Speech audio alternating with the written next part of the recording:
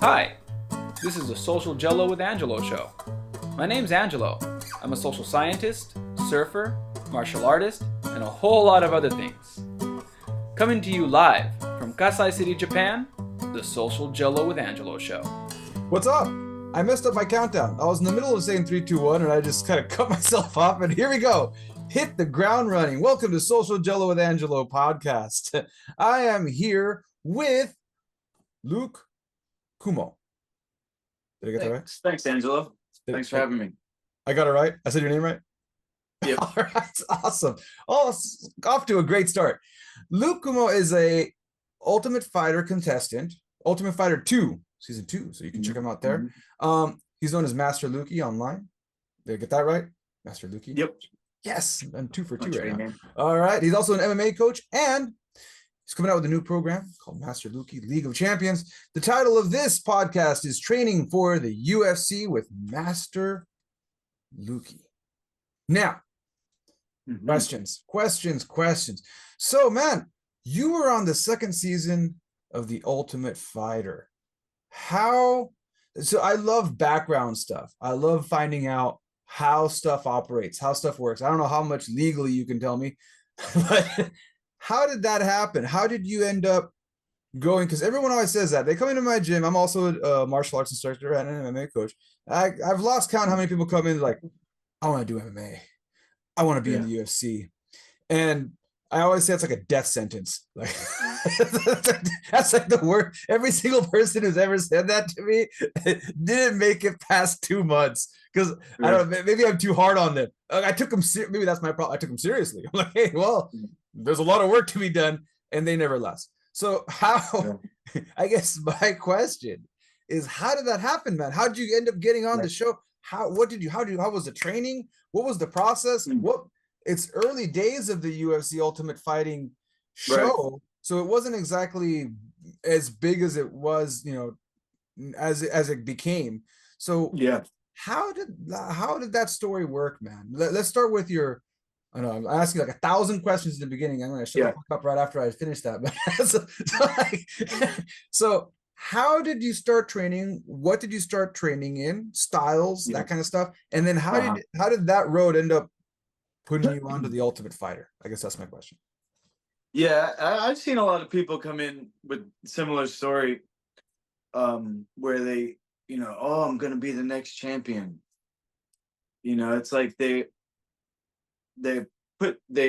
because of mixed martial arts being a sport now, they can only think of the end result in the cage, but they don't actually understand of the thousands of hours, and that because they don't realize that those are usually the people that don't last.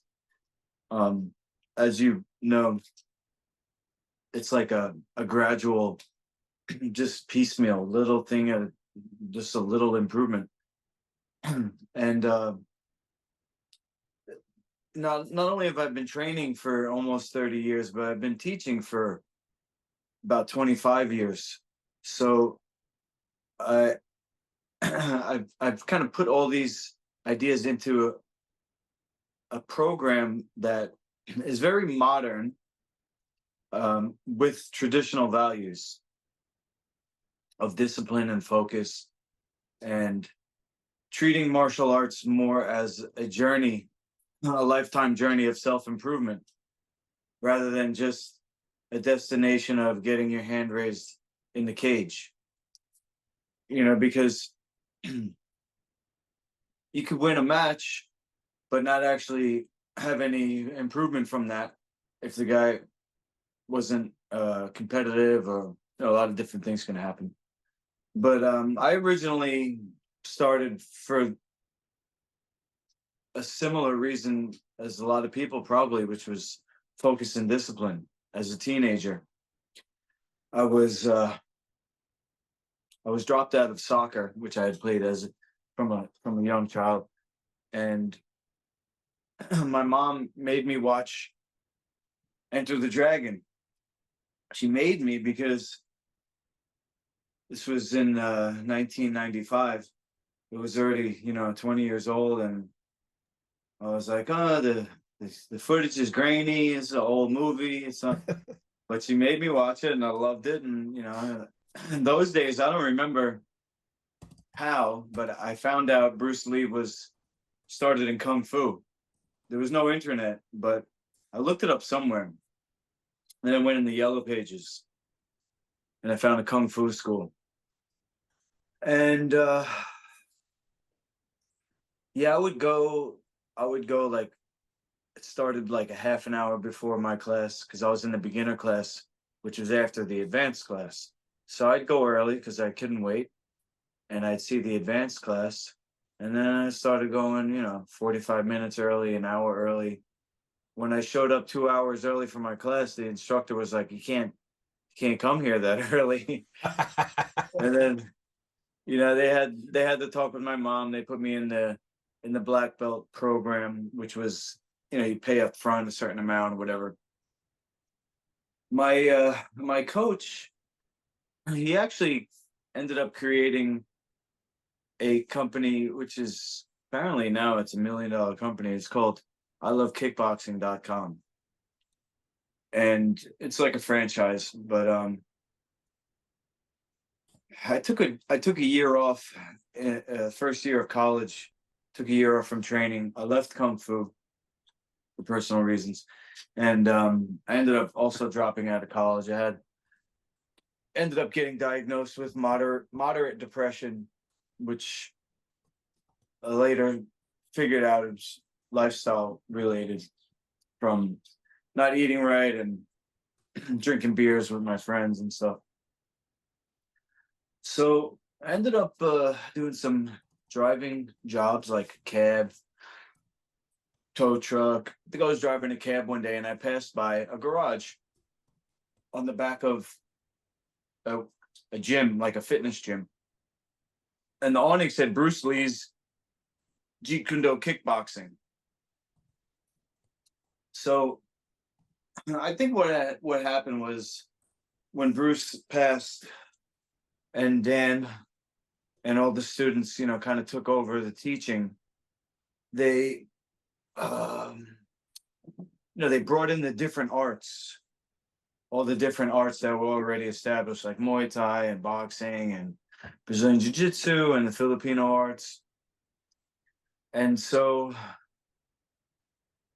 the training for the striking in that gym where I walked in was a lot of Muay Thai. And because it was a Jeet Kune Do gym, they also had a grappling program. So I did good. I did better at the Muay. I did good at the Muay Thai because I had like the stance training from Kung Fu. So I had good power, and I really loved it. I loved the sparring. Was my favorite. So I excelled at all the sparring because I was just so into it. I would kind of, before cell phones, I would remember in my head when I get home. And then my coach said he knew I would be a good fighter because when I came back, I quickly became like the best student in the class. And then so he moved me into like the fighters sparring. And the first time I sparred with the fighters was against like the state champion. I think he was a light heavyweight or something. And he beat me up and down the ring. And then there was another champion there who was a Golden Gloves champion for boxing. And I sparred with him, and they both beat me up and down the ring.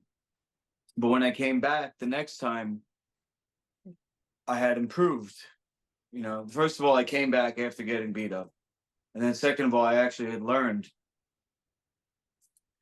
And to me, that was fun because I thought of it like a puzzle or a game where you have to figure the other person out. I still kind of do that in my sparring, where been doing it for so long that you kind of see patterns in people's body language, and when they're about to strike, you kind of tell what they're going to do. Also, these days, everything's so systematized and branded.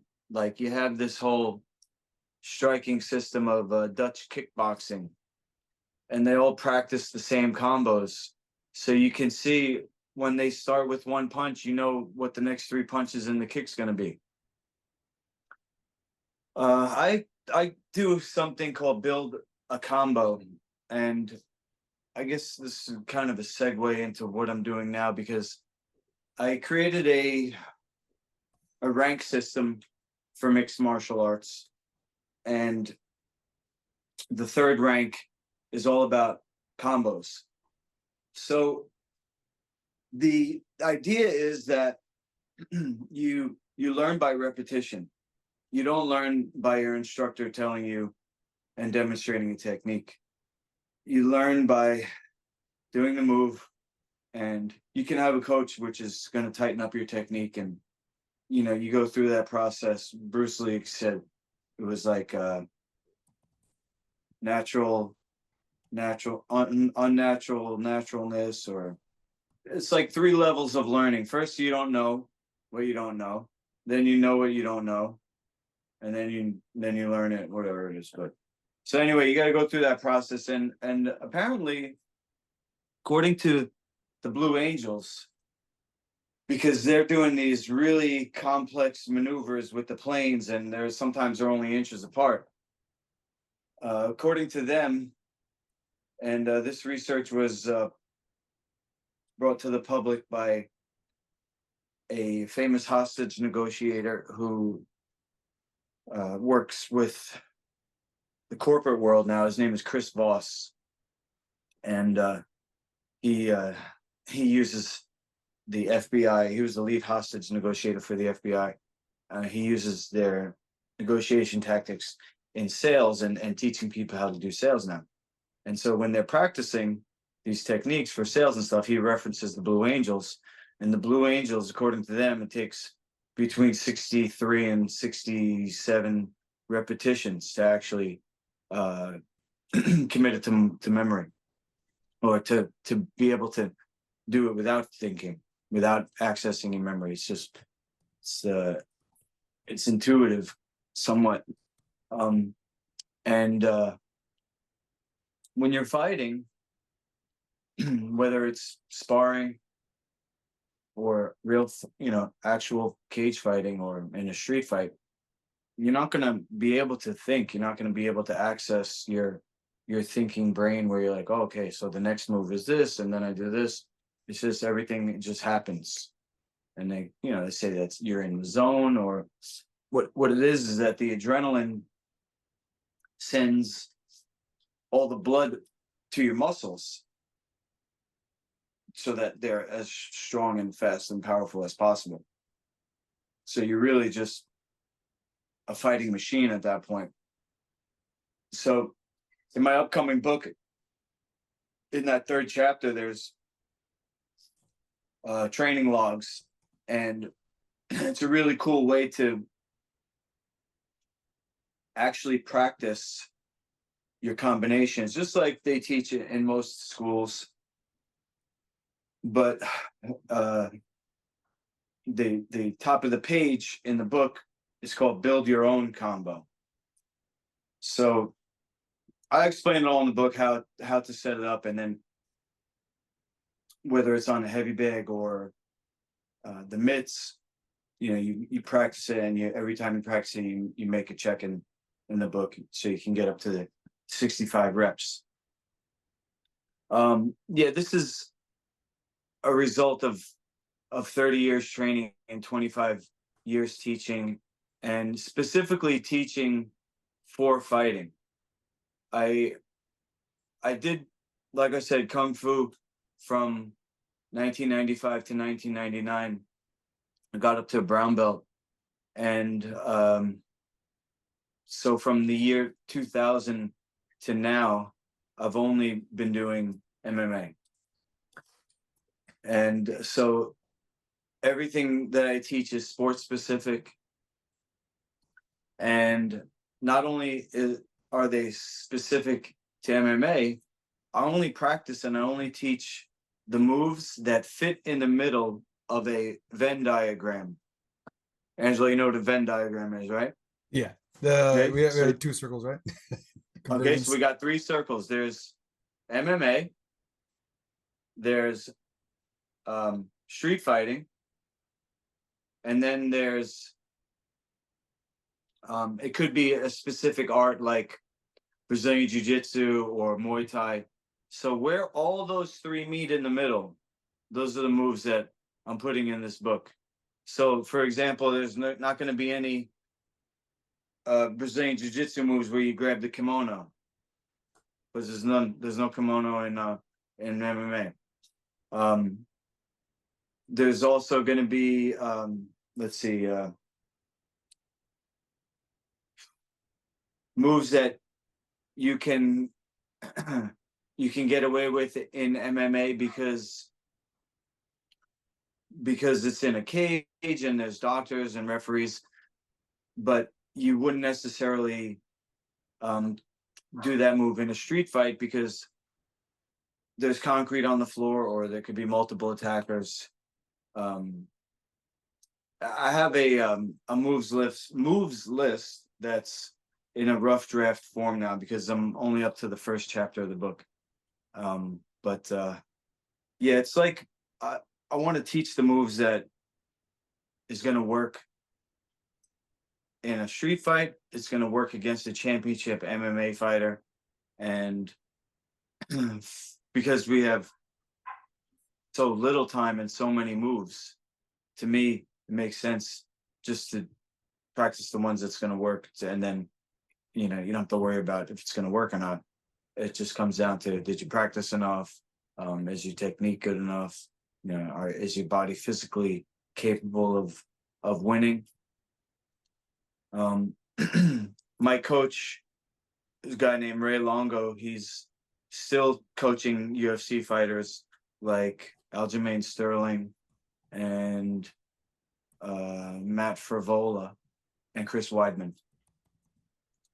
He, because of the Thai boxing influence of the Jeet Kune Do at the time, he had a major focus on conditioning. So the Thais are known for wake up every day, 5-mile run. You go to your first workout, it's 2-3 hours. You're hitting pads, you're hitting a heavy bag. They just put you on the heavy bag, 500 kicks. Just that's all they do. There's nothing else to do except train all day. And Ray did what he could to incorporate that mentality. And so every fighter that ever came out of his gym was very conditioned. We could jump rope for a half an hour. We could do 100 push-ups. We could hit the pads for a half an hour. And, all the workouts were very tough and sport specific. And I took that with me, Angelo. I decided that in the yin yang of martial arts, I'm actually going to teach fitness first before any fighting technique. Because my theory is that you can come up against somebody who doesn't even know what they're doing, but they're just so ferocious. They're so physical. It's like a tornado, and they could win a fight. Because what happens if you know all the techniques, but you're too tired? It doesn't matter what you know. You're not going to be able to perform. So in my system of ranking for MMA, I didn't tell you yet, it's based on mythical beasts. So it's, like I said, it's pretty modern and marketable. But there's 10 mythical beasts. This book I'm writing is called MMA Black Belt, and it goes up to the first 5. So the 5th mythical beast is the 1st degree black belt, and then there's 5 belts after that. The final belt being more of an honorary rank of a statue.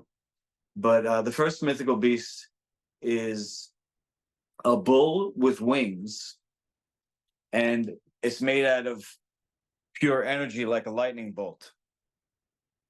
It's called the Bull Pegasus, and it's fitness. The Bull Pegasus teaches fitness. So some people, they take up martial arts for fitness. They go, oh, this looks like a great way to get in shape. You know, look at that. All the MMA fighters are ripped, and it teaches discipline. And you can use it like I did, to stick to a healthy menu, because you got to make weight for a fight. So all these things that people would look to for their health, like eating right, making sure you get enough rest, don't get injured, you know, high intensity interval training to stimulate human growth hormone and other hormones for rejuvenation and, you know, repair and longevity. Not everybody wants to be a fighter, especially, you know, with all the research coming out. That's another thing. I probably won't have time to talk about it today, but I ended up with mild traumatic brain injury from the repetitive subconcussive impact, which is something that is not even on the radar yet, because of a couple of reasons. It's first of all, it's pretty new. You know, they only recently admitted or discovered CTE, chronic traumatic encephalopathy. You know, after Chris Benoit from the WWE and football players, because they can only make the diagnosis after death. Yeah, but and also I don't mean to interrupt you, but on yeah, that same thread of research, they're finding it now also with soccer players, and even soccer is making some new rules with the idea of the ball, them headbutting the ball to bunt it. mm, They're starting to okay. for new rules to get rid of that in the Hmm. children's divisions, because they're finding it in soccer players too. Pretty much any sport where you're getting impact to the head, even Yeah, light impact. So a lot of the myth before was it was heavy impact. Everyone in the martial arts community and the combat sport community would kind of they knew they had the term punch drunk, right? So they yeah, already kind of knew what science is now really digging into, that heavy impact. But like you just mentioned, it's not just heavy impact, it's multiple light impact, even light. So that's yeah, one thing that people are still figuring out. But yeah, go ahead and continue. yeah. It's like a scale, yeah, or a meter. You know, there's no point at which it's like, oh, here's a concussion, and then this is not a concussion, but this is a concussion. It's more of a gray area. So they call it subconcussive impact. So my brain injury was called MTBI, mild, but I still had symptoms which were life changing. And so, because I've been doing martial arts only since I was 15, and at this point I was, you know, in my 30s, I made the decision to stay in the martial arts rather than change careers. And so by necessity, I had to develop this scoring system where it's not fight to the death, but scoring points. So this is all going to be in the book, but just to touch on it, there's no head contact. There's no finishing. So you can't knock people out with body shots. You can't kick them in the side of the knee. You can kick them in the side of the knee, but you can't break anything. You can't break their arms or limbs in the jiu-jitsu holds. And it's a long list of techniques which are not illegal, but the illegal aspect of the technique is the intention. So it's still a contact sport, Angelo. You know, sports like wrestling, where there's no head contact, they're still a concussion sport because of the whiplash.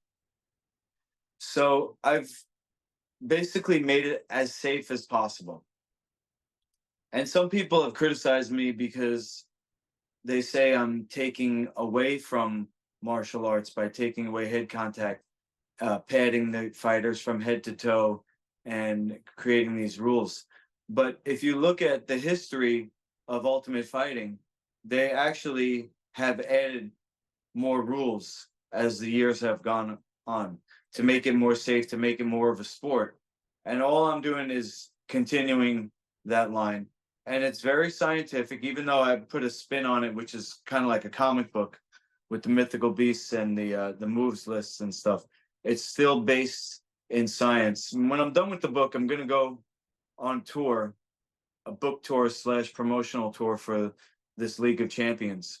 And I'm hopefully going to be able to get some matches with known maybe ex-fighters or gym owners or celebrities that are kind of connected to the MMA. You have guys like Jake Paul now who are popularizing combat sports for a new generation. And, you know, although I don't appreciate the damage that boxing does to people, something like that could only help my mission.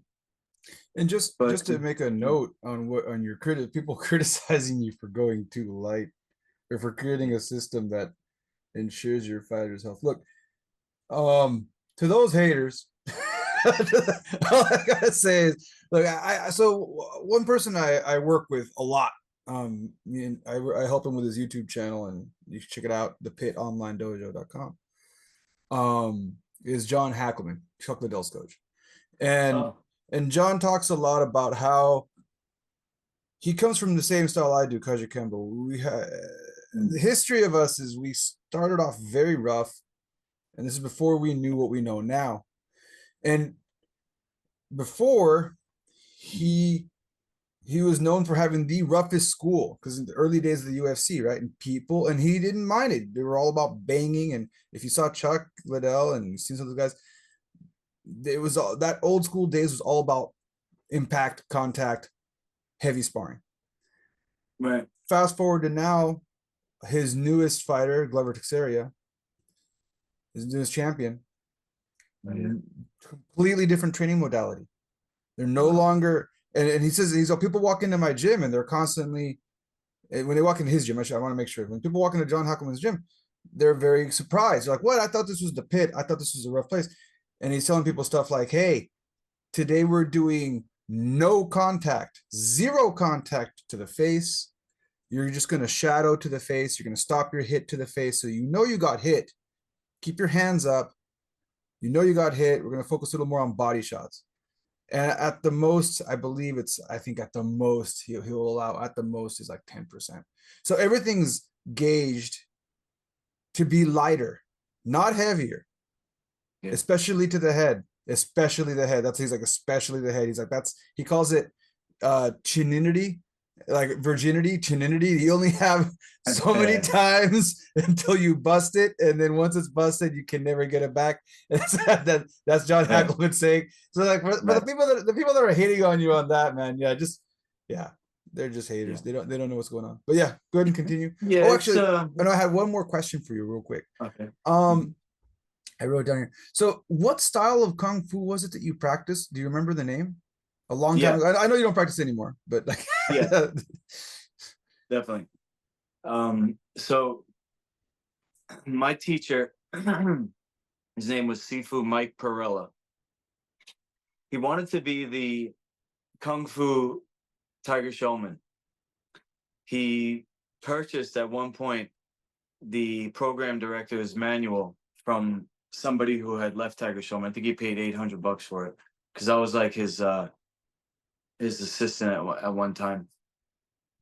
So it had everything: how they run their classes, how they do their cold calls, how they sign people up. They definitely have a great system.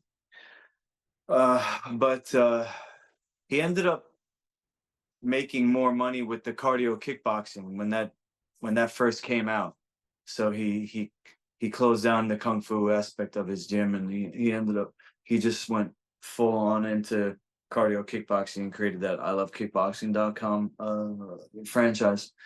But Mike Perella, he was a student of somebody called Chan Tai San. Chan Tai-san, I believe, was one of the 10 Tigers, which was some legendary masters in the turn of the 20th century. But he had supposedly had an axe wound in his head, and he came to America, and I met him once at dim sum, and I got to pour tea for him. But he was a master of two styles, and one is very rare. It's called Llama Pie, and that was the style that only the top students learned because it had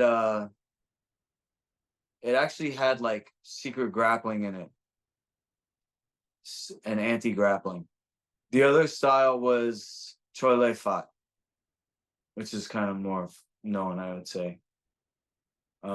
My Sifu, Mike Perella, he had what he would call a Dai Sihing. So Sihing is an older training brother who's a black belt. Dai Sihing is the top student. The Dai Sihing got the key to the Sifu's apartment or house, and with that was the understanding that anytime he wanted to train, the Sifu was obligated to train him. So he'd just go, and then so Sifu Mike, he had the key to Chan Tai-san's house, and Dai Sihing Brandon Durham, he had the key to Mike Perella's house, and Dai Sihing was I would say at least half of my coach, because he ran a lot of Sifu's classes, but he ended up also becoming a black belt in Brazilian Jiu-Jitsu under Royce Gracie. He's in upstate New York, Brandon Durham. All right. Because I was, young, I had good energy, I had a never quit attitude, and I was flexible. Some of these exercises and training methods and strategies of traditional martial arts, they are lost in the modern MMA training, because like I said before, everybody only ever sees the end result. So they don't have like the building blocks, like stance training and stretching. If you go to an MMA gym or a Muay Thai gym and you go on a sparring day, they do a little bit of shadow boxing, they spar, and they think they're getting a workout because they're all sweaty, but there's no follow-up. So in the old days, any sparring day would have a half hour to an hour warm-up. We would spar. We would work out after the sparring, go to the heavy bag, go to the cardio machines, do calisthenics, and then always stretch at the end. But anyway, so I kind of rose to the top of the gym at Ray Longo's Jeet Kune Do. He called it International Martial Arts Academy. So his grappling instructor was a student of Matt Serra. Matt Serra is the first American black belt under Renzo Gracie. Renzo, I guess, when the Gracies came up to America, like some of them went to California, and Renzo was the one who came to New York. So Matt got his black belt under Renzo, and he was the first guy in the UFC. So in those days, very early, I think Matt's first fight was UFC 27. And I was, like I said, young, durable, and not very good on the ground, but I would always fight. And so I became Matt's major sparring partner. In those days, there was a lot of style versus style matchups. So because he was a really good grappler with the jiu-jitsu, a lot of times they put him up against strikers. So I would be his, I would be the guy that he was trained to fight. So I got a lot of experience in the MMA style of sparring that way. And then I sparred with all his students, and then one day they needed a last minute replacement for the local MMA event here, which is called Ring of Combat. And this was Ring of Combat #1. So I got my first MMA fight. It was a professional fight. There was no amateur back then. So I just went straight to from amateur kickboxing and grappling tournaments right to professional MMA. I had 5 or 6 MMA fights under the Ring of Combat. And then I saw season 1 of The Ultimate Fighter. So now Matt Serra, he was already in the UFC at that time, and they needed a replacement for the UFC. And they said, "Hey, Luke, you want to go into the UFC? They need somebody." And I just was not ready. Like I was like, I'm just barely a blue belt in Brazilian Jiu-Jitsu. I'm just out of my teens, like early 20s, and I'm looking at these professional athletes just killing each other in a cage, and I was like, "There's no way." So the guy who they needed somebody to fight, his name was Jay Heron. He was in the UFC for a while, but he was from New York, and he had an extensive wrestling background. So that was like a terrible style matchup for me because I'm skinny, I'm a striker. I didn't wrestle in high school. Very easy to take down.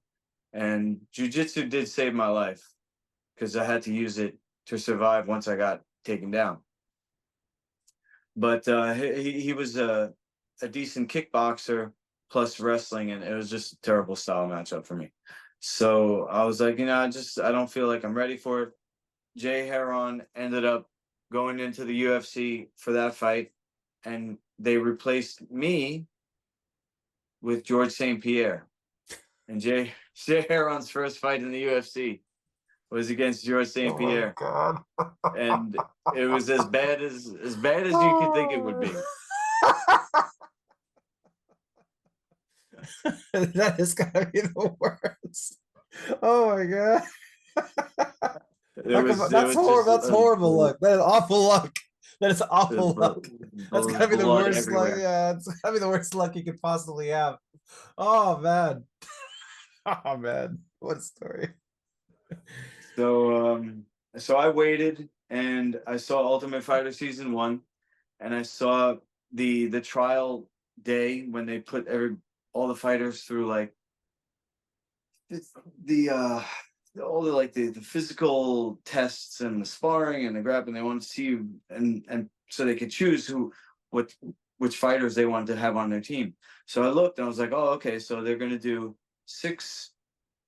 5 miles an hour for 5 minutes on the treadmill. They're gonna do 6 miles an hour for 5 minutes, 7 miles an hour, 8, all the way up to 10 miles an hour. Which 10 miles an hour on a treadmill is basically running full speed, depending on the treadmill. Some of them go up to 11, but that's basically I'm not a great runner, but I was practicing for that. And I saw online, it was a forum, a web forum.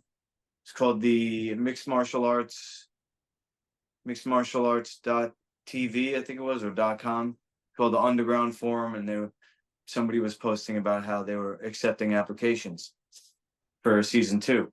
So a friend of mine was kind of into film. He made he helped me with it, with an application, a video application. I had Matt in the background kind of giving me his blessing.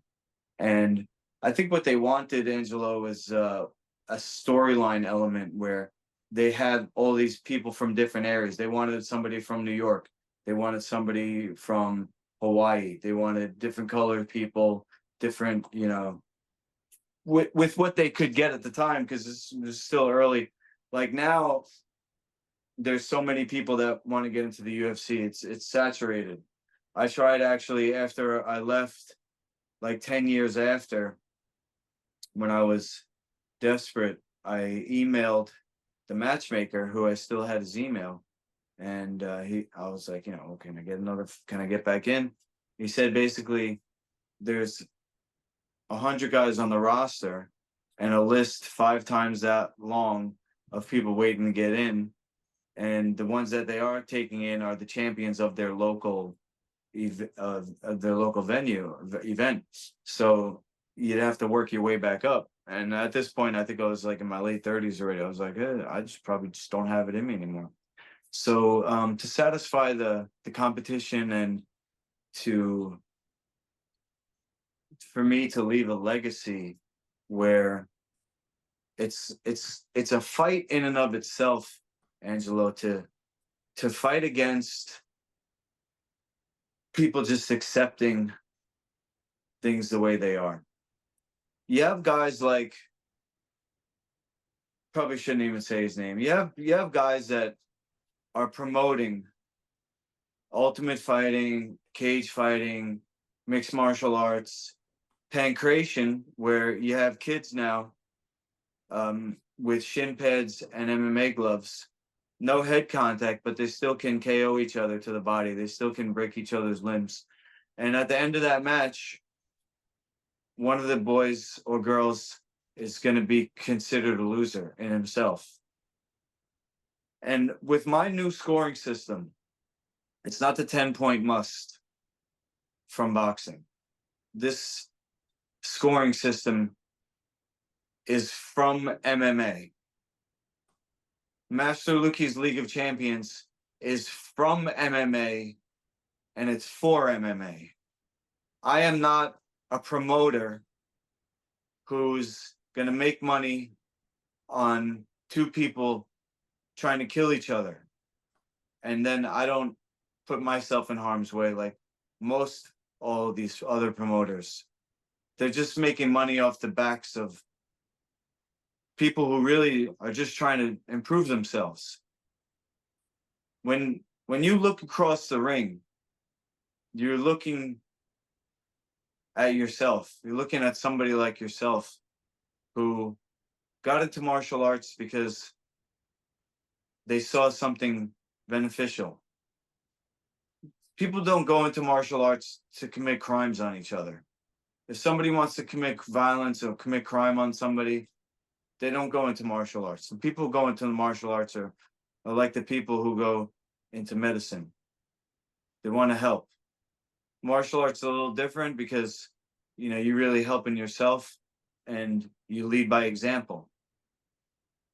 A little different than medicine where you're kind of acting on people, but not to get off on a tangent, but it's something that's I've given my entire life to, and I lost a lot. And it's what keeps me going is that fighting spirit. It's like a fire that you can focus. And this book that I'm writing, it's bringing into a physical reality a way that somebody can use to improve themselves. So what we say is, martial arts is going to help you in all areas of your life. It's going to teach you how to persevere, how to dig deep, and also to be able to adapt. So if you're doing the same technique over and over again and your opponent's reading it, and every time you try to do it, you get nailed. Okay, well, you got to change your course. You got to change your strategy. So nobody's going to follow up if you have an MMA bout or a grappling match. Here's another one, Angelo, people don't want to talk about. grappling. After I left UFC, they said, "Oh, why don't you go into grappling?" I said, "Okay." Instead of somebody trying to render me unconscious, they're going to try to cripple me. They're going to try to twist my ankle so my knee snaps. So I won't be able to go into the whole thing, but the League of Champions has a scoring system that is so scientific. It's really the future, and hopefully it's not too far before its time, and hopefully I'll be able to do kind of a viral tour once I get this book written, and that's why I really appreciate your time, Angelo. I know we don't have a lot of time, but I'm thankful that you're so cool to welcome me onto your show, and I'm glad to get the opportunity to speak to your viewers. I have a website, masterlukey.com, and it's got all my contact information. If anybody wants to learn more, just go there, and you even got my cell phone there. I used to have on there a yeah, that's my YouTube. So if you go on the YouTube, there's playlists, and there should be one called Master Lukey's League of Champions. And I got to organize this better, but it's got a lot of sample matches of MMA, of this style of MMA. Here, if I can find it. All right, it's gonna be under League of Champions. I think it's the one with the ring.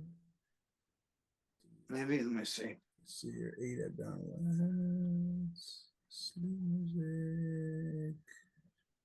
Sort by. Yeah, let's try to sort it here. Was it under date added newest? Okay, the newest stuff. Let's see here. 10 to 4th dance. These are Fortnite. I see Mythical Beasts here. Okay, it says Master Lukey's League of Champions, and there's 47 videos in the playlist. Master Champions. Went too hard. I'm not. Yeah, I'm having a hard time finding it. But what I will say to people, mostly the reason I'm bringing people here was to advertise your website. So right here it says masterlukey.com. If you look here on the YouTube channel, you can click right there onto Master Lukey. It'll take you straight to his website when you click on it, as you can see here. And then here we go. And then it'll show you. And there you can find his TikTok at Master Lukey, SLOC, YouTube at Master Lukey, Master Lukey, SLOC,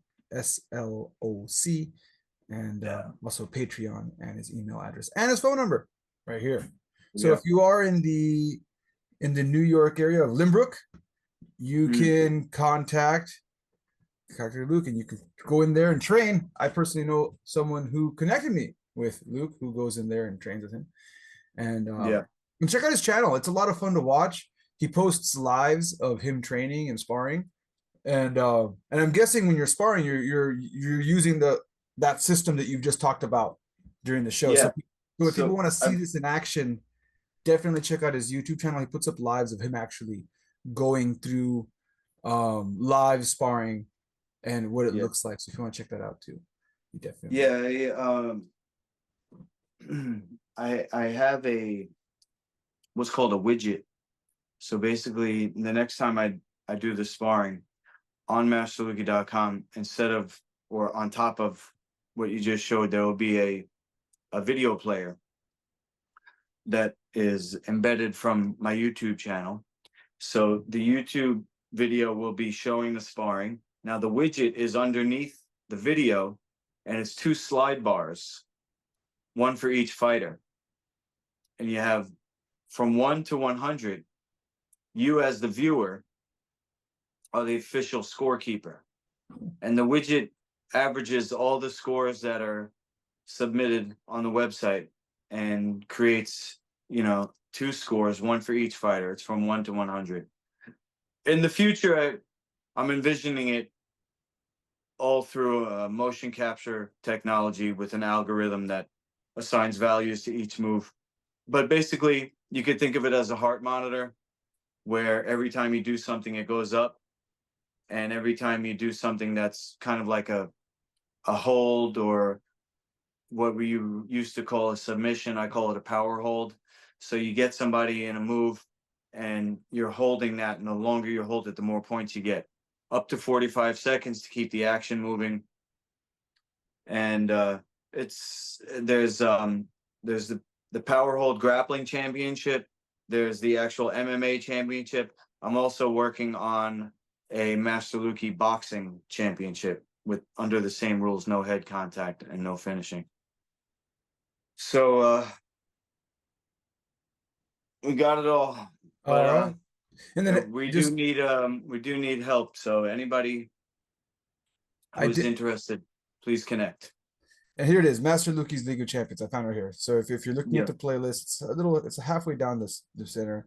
There is a ring right there. You click right there, and then there's all your videos. Now I got to be careful. Yeah. YouTube gets very finicky when I play YouTube videos. So Okay. even though Yeah, you those are on the actual show, I can't go too far into it, but I can show people the playlist. So definitely subscribe to his channel, check out his stuff. For my listeners, thank you so much for coming out to watch Social Jello with Angelo podcast. To Luke, thank you so much for spending an hour talking to a stranger online about what you do.